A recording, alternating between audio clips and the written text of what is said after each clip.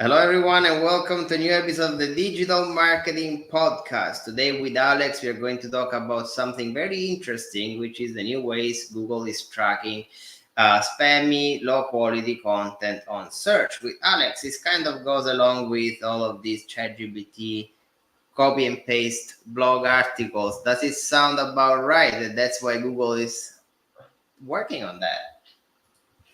I mean, I guess it's a good way of summarizing it, yeah. Because there was a period, and yes, it very much goes in line with sort of, I guess, what we've been talking about this entire year: content, AI, and how to use and what not to use, and what to think about, um, and it's for sure. I think there were a lot of particular affiliate sites that took ChatGPT into sort of full-on usage and just spitted out content and were ranked really high for it because Google was ready for this. Yeah. Um, and that sort of ended up with us as normal users actually having really poor user experience when using Google. No longer finding any of the search results that actually we wanted. We only got really poor stuff that was very, you could tell that it was written by some sort of AI.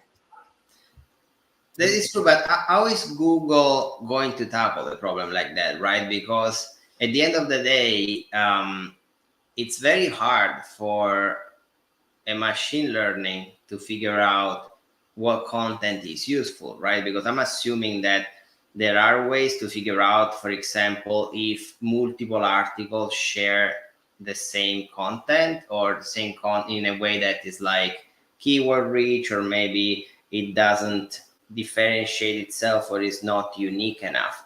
But how can they really like tackle that? It seems like a big task at hand for them.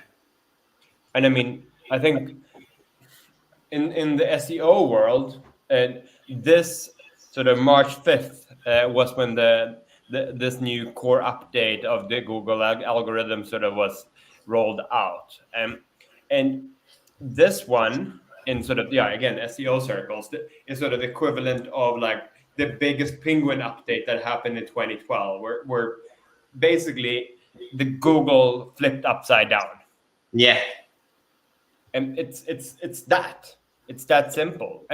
How they're going to tackle it, I don't think that they know themselves So I think that's the work in progress. for sure. Because I think you're seeing now, and I think there's a lot of people that are worried that their site will be affected of XYZ reasons, because no one really understands, I guess, the exact reason why you'll be penalized. Um, and I think you need to stay cool. I think it's pretty evident. Like, okay, well, if have you used AI to write everything from title tag to meta tags? It's as granular today to the actual copy without actually making it to some extent help sort of touch. It will most likely happen that you'll be penalized in some way, and that's a lot of organic traffic. I've been reading about particularly these affiliate websites that have been delisted. They've gone from having 70 to 100,000 organic visits a month, running an like affiliate business, to be delisted from Google and get zero. It, But so basically, like from what it seems like, it is very difficult to even prepare for that, because I'm thinking, how can you really prepare for something if you don't know what you're going to be penalized for? And at the end of the day, like, I'm pretty sure that everybody has potentially worked on some sort of AI, mostly to do research, I would assume. That's probably what I would say most people did it for. But is it possible, in your opinion, that one of the biggest issues here is that companies might need to focus on providing value as their goal? I mean, I think the the name of the game of Google, I think even started last year, is helpful content. Yeah, It needs to be helpful, and it needs to show that there's some experience, there's some expertise, there's some authority, and finally some trust.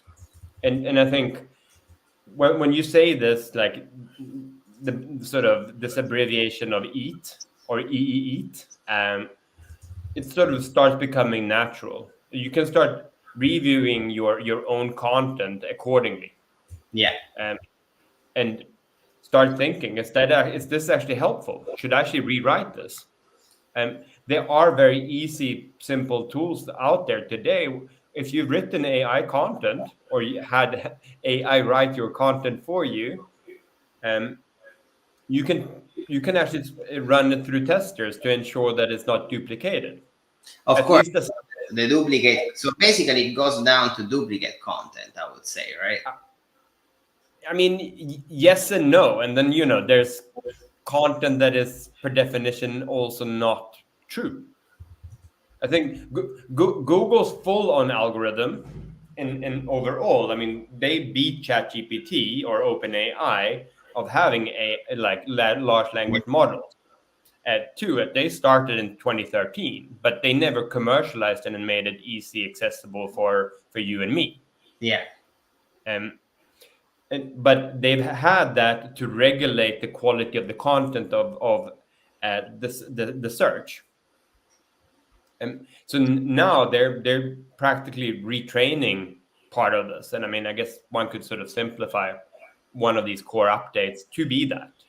Um, but yeah, I mean, they're also now taking charge of, okay, how did you get your URL? Did you buy your URL from somewhere online that might have been someone's website that actually had some quality or domain rating, but they forgot to pay sort of their renewal fee, and you bought it on an open market. Cool, but then you actually repurposed it into something different. So you went from having an idea and having a website that has a relatively high quality in the eye of Google. These websites will also be penalized. yeah. But I feel like there needs to be a compromise at some point because Of overall, course. overall, like you cannot penalize a company for using a car over a horse to get to the next business meeting, right? So ChatGPT definitely is helping businesses be more efficient. So I do feel that probably the duplicate content element is what is really gonna cut it. Now there is no way yet to evaluate critical thinking, but I have a feeling that the long-term plan is to not care as much as if it is AI written as to whether critical thinking is unique and it is added to an article, because we can think of the same topics from two different perspectives, and that's unique content. Now, if everybody's using the AI perspective, well, that's probably what's going to get penalized. And it might take some time to get there, but I think that's what eventually it will lead to. No, for sure. And I mean, I think in the SEO world, I mean, it's not just about content. It's actually about anyone that has tried to methodically take advantages of weaknesses that Google has shown over the years. Um, and before backlinks, any backlink was a good backlink as long as they had also a strong one, which led to that huge business of third party. You want to buy a backlink. Oh yeah, when you bought 1,000 of them and then you got killed all the time by Google, yeah. Now there's Google. They said, let's see how true it is, because they keep saying this in every sort of bigger update that they do, that backlinks won't play such a big impact any longer. Um, I, let's see if I, let's see if that happens. I love it because when I speak with people, particularly if they're like always asking me what's the importance of backlinks, I think backlinks are always going to be important because let's say tomorrow you take a flight and come to Fort Lauderdale to visit me, and you are here with your wife, and while flying, a complete stranger tells you that there is a very good Italian restaurant in Fort Lauderdale. Then you meet me, you ask me for a good Italian restaurant, I'm Italian, and I give you a completely different one. You tend to trust my opinion more than the stranger because you've known me for 10 years, because we are friends and you know I'm Italian. So technically, I'm a higher quality backlink when it comes to recommend you an Italian restaurant. I feel online is the same. Like, whenever you're looking for the solution to a problem, as somebody that is considered quote unquote authoritative gives you an organic recommendation, now that has got to count more than my little blog where I give you an advice on a different company, right? Yeah. I mean, I think they will look at the backlinks and also the appearance of backlinks. I mean, I also read this story the other day, how it also will most likely be penalized. You might take in a freelance writer, that freelance writer to sort of ensure that it has outgoing links, which is almost like part of the recipe to sort of validate that you have a trustworthy piece. You use references from valid sources, but the algorithm indirectly will start looking into to see if these freelancers that you've hired might have actually put in to take an advantage of the situation and are actually selling backlinks to others. So basically, they're affiliates, and Google will start doing clampdowns on this stuff too. And I think we've all been through sort of these updates in the past, and there are a couple of weeks, sometimes month or so, where things are very rocky. You don't know if you've been penalized one day or for a week, and then all of a sudden you back up. And that is very much how an algorithm, is receiving data, correcting itself, and course correcting. So I think one of the bigger advices, at least right here, right now, if you haven't done anything that you shouldn't have done and that you know that you've done, and you should probably just sit tight and roll it out until you actually know what needle you should start sort of running for, if there's even a one. Alex, how do you explain that to a client, though? That's an interesting one, right? Yeah, I mean that's the classic question that always comes, particularly in SEO. When I used to be on the orderer side, you had a consultant or an agency or the likes. I was like, oh, but it's the algorithm again. I was like, give me something that is tangible, solid, and I think how you explain it to a client is at least trying to understand parts of what you and I are talking about right now. We can also drop some further sort of insights to Google Docs in terms of the update of the actual the core update and what that entails. There are also other references I think that could be used, but get to understand the topic, break it down.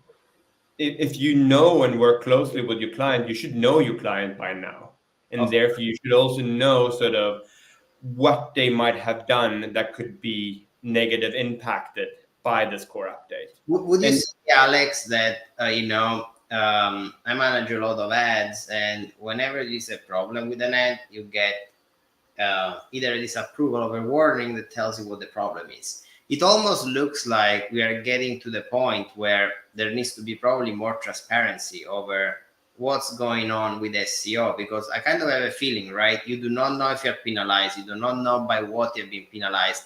So it almost becomes, how good are you at understanding why? But you really have no way to defend yourself, right? Because maybe somebody else in the past has bought bad backlinks for this business, right? And you are the new manager, so you are suffering those consequences. So it would be nice to have this kind of timestamp or references, right? I mean, I think backlinks are extremely difficult. I mean, there one would use like domain rating or URL rating as a sort of some sort of census if it's good or if it's bad. But you also have, and I know that a free tool, if you haven't used it, I think most SEO people have, but it's called Google Search Console. It's very useful.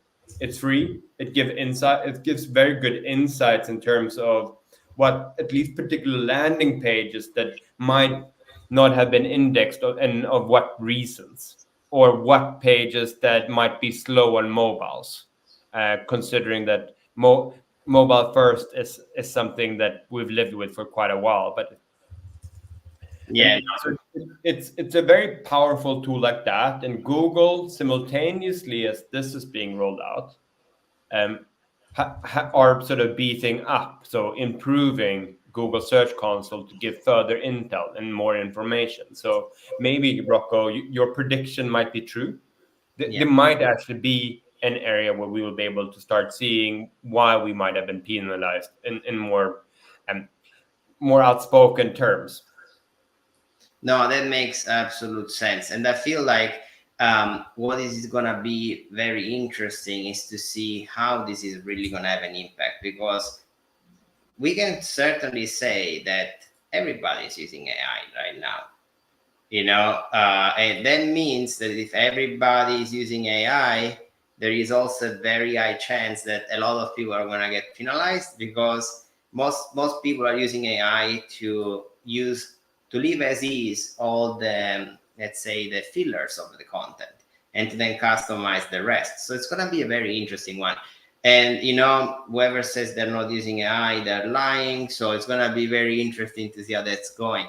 Do you predict like this is gonna be Google? It is going to do those checks for spammy content more frequently now, those updates more frequently? Because my thought is that that's probably coming, right? With the AI, you cannot do twice a year. It's probably gonna be like nearly every month they're gonna do like an update on how they track for that. I think they're trying to educate it at the same time. And because I think one important element that we should not forget is that at the end of last year, Google changed some of their policies that in terms of what useful content could be. And before it was written, for people, by people, literally. Yeah. And now it's just useful content provided. Yeah. So it's indirect. I think if you, again, I at least am one of those deadly ones that don't have the capabilities and have sort of put that into practice of training my chat GPT to do something particular for like with hundreds, if not hundreds of millions of data points to really get it to that point. Yeah. So I think AI can help. But I think what we've been doing recently, and sort of the spammy content that came out sort of Q3, Q4 last year, that created and clogged up a lot of new websites and the likes, that's what they're trying to prevent.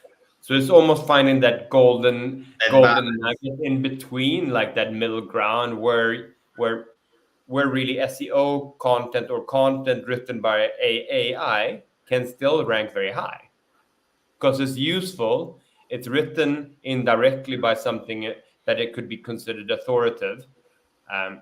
But the thing here is that, we're speculating.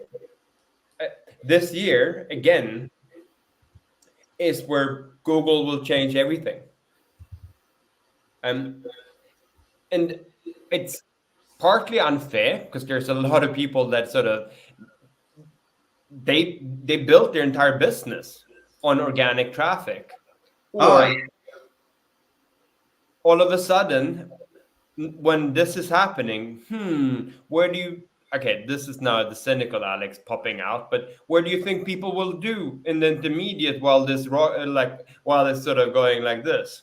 This is happening as we had one of the years with the highest inflation on CPC costs. So a lot of people had invested a lot in organic in the last 18 months. So It's very interesting, and I feel like, Alex, as you said, the keyword here is to never try shortcuts, meaning that writers are there for a reason. AI is there to help you, not to replace writers, right?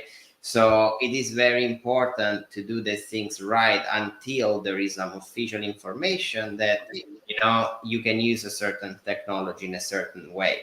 The desire to do something faster and easier is very tempting, but at the same time, SEO takes years to produce results, and it takes days to destroy them, so it is very important to always, like, maybe wait to try new technology a little bit longer until you see how that affects people. One time you might be losing a first mover advantage, but 9 out of 10 times you're gonna save yourself from a penalty, I feel, right? I mean, again, this is now, I guess, speaking a bit against what you're saying, but depends on what business you're in. You built your life. You have your strong domain. You built your business. It's been thriving for 10 plus however whatever long that it's been, but it's in an industry that takes a long time to build customers. It's you need to build it properly. And therefore, ethical SEO and doing things ethically to sort of establish trust is important. While, say, iGaming, or iGaming affiliate, or any type of affiliate with an FX, or where there's high margins, you come up with a quick formula to get ranked, new domain, get ranked, go live. Probably Google won't find you in a month. At the time that you spend getting that live and then being penalized and then being put down, you probably made a lot of money. So you're already on to your next project. No, that makes sense. Like, I mean, the more of a regular business, that's probably the other advice. But while when it comes to, as you said, like short games, so to say, it's a different story. Yeah, I mean, but that's the fascinating part. I mean, part of why, I think both of us, we've been in this field for so long. I guess old timers, like, I think like 23 years or so. But new year, new day, new challenges. You don't really know how and what to anticipate. Besides that, you shouldn't settle sort of with what is today, because tomorrow will change. No, it would change. It would change this afternoon by the speed things are going nowadays. But the cool part here again is that opens up opportunity for underdogs that prior has never been able to do anything. No, that is absolutely true.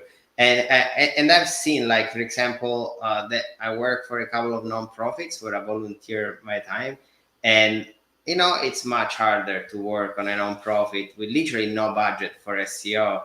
And I'm noticing their rankings are going up now because we always done the white hat techniques for them, and then as companies get penalized, they get pushed up. So it is true, the underdogs right now that did the right things are getting the benefits of it. But then again, it's also a matter of patience. How long can you start putting something into something? So, I mean, you need to have a long-term view, or have a good understanding of your industry. I mean, there are certain industries that were, from a paid point of view, paid might lead the way, but you will know that the CPC rates, it won't be possible to get a return of ad spend on those CPC rates in due time, because you will reach that type of threshold. Hence, you need to work on something else. May it be SEO, may it be branding, may it be these other alternatives that can then very easily sort of have a slight element of paid, but not only paid. Fair enough. No, absolutely fair enough. No, that's a very interesting topic, and I feel, Alex, we should keep an eye on how this develops. It would be interesting to see more updates come through. But as far as I'm concerned, I think that the message here that we want to give to our listeners is try to keep it as wide hat as you possibly can, and double check for your content uniqueness. Like, it's not that difficult. Just make sure you do not have duplicate content going on, because this is probably the number one things that will be looked for. And duplicate content doesn't mean necessarily copy and paste. It's also meaning rewriting with AI an existing piece of content somewhere else, because now the AI is getting smarter, but the scrapers, as Alex said, they are a few years ahead of us. So they're able to see if you gave an article to AI and say, rewrite this and make it unique, you know? So I guess, like, always, and probably the number one advice would be, when you write an article and you want to use AI, write your own bullet points, write your own thoughts, and use them as a starting point for an article with AI, rather than copying an article and saying, make something similar and write it unique. I mean, it's the best way. Yeah, just write a bullet point list, what you want to include, adding, like, this much better. Yeah. I mean, 100%. And AI is there to help. I mean, we said this, I think, numerous amounts of times. And I think they're getting more and more refined. And the more you test it, the more comfortable you will become with it too. Yeah. The better output you will get, meaning you might have gotten slightly, like, you might be at 34% work of AI. After working a bit with it, you might be at 40%, but you still need to do 60% of the heavy lifting yourself, because that's in here. Yeah, it's fascinating. It's fascinating, to say the least. Well, Alex, we're running toward the end of our half an hour together. Is there any other thought you want to share? As far as I'm concerned, it's pretty straightforward here. Use common sense, guys.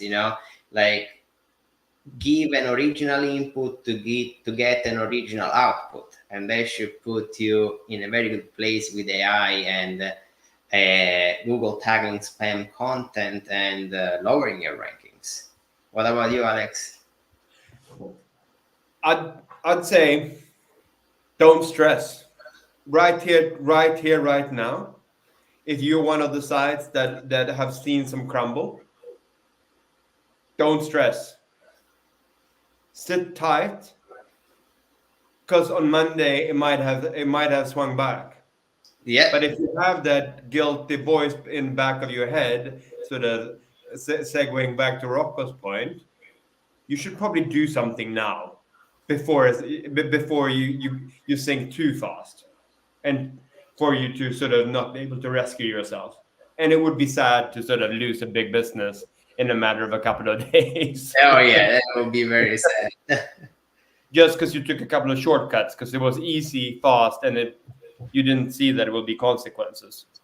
No, and it's always good to use the best practices. If any of you guys listening have any question, please feel free to write me or Alex. We're always happy to answer questions after our podcasts, which, by the way, we're going to schedule 2 more dates soon. We just need to discuss internally what topics you guys might find interesting. Alex, thank you so much for joining today. If you can stay online for a second so I can greet you properly after the podcast is over. But thank you so much for joining. Thank you. See you next time. Bye-bye, everyone. Ciao.